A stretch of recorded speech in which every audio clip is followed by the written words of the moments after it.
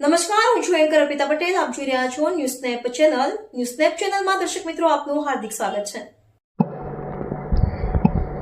રાધનપુરના મંડાઈ ચોક વિસ્તારમાં ગંદકીનું સામ્રાજ્ય જોવા મળ્યું છે. હિરસા ગરની શેરી, ગોગા શેરી અને મીરા દરવાજા મંડાઈ ચોક રોડ વિસ્તારમાં ખુલ્લી ગટર, રસ્તા પર વહેતું ગંદુ પાણી અને કચરાના ઢગલાથી સ્થાનિકો પરેશાન બન્યા છે.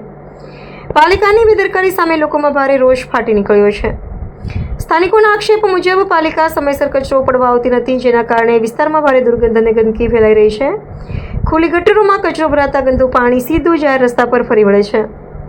જાહેર મૂત્રડીની પણ અત્યંત ખરાબ હાલત હોવાનું સમાવ્યું છે. યોગ્ય વ્યવસ્થા ન હોવાને કારણે લોકો ખુલ્લામાં પેશાબ કરવા મજબૂર બનતા હોવાનું સ્થાનિકો જણાવી રહ્યા છે. ગટરનું ગંદુ પાણી અને ગંદકીથી રોગચાળાની ભીતિ પણ સેવાઈ રહી છે.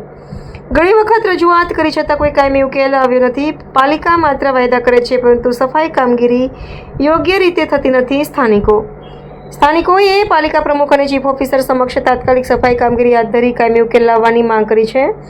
હવે પાલિકા તંત્ર લોકોની સમસ્યાનો ઉકેલ ક્યારે લાવે છે તેના પર સૌની નજર ટકેલી છે.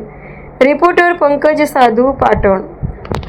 પાલિકાના કર્મચારીઓને, ઉમેદવારોને, ચૂંટાયેલાઓને, પ્રમુખને, ચીફ ઓફિસરને અમારી રજૂઆત છે અને અમારી બે હાજરી વિનંતી છે કે આટલું સોલ્યુશન કરાવો અને અમારે કાયમી આ નિકાલ કરાવો ગંદકીમાંથી.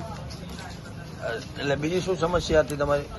જે મૂતરડી છે એને કાં તોડાઈ નાખો, કાં એને વ્યવસ્થા કરાવો કે ખુલ્લામાં પેશાબ કરે તો અહીંયા કંઈથી લેડીઝો નીકળે, એમને ત્યાં તકલીફ થાય, એટલે એનું કંઈક સોલ્યુશન આવે એવી રજૂઆત છે અમારી. દારૂ પીવા માટે દારૂ પણ અહીં ભરીને જ પીએ છે.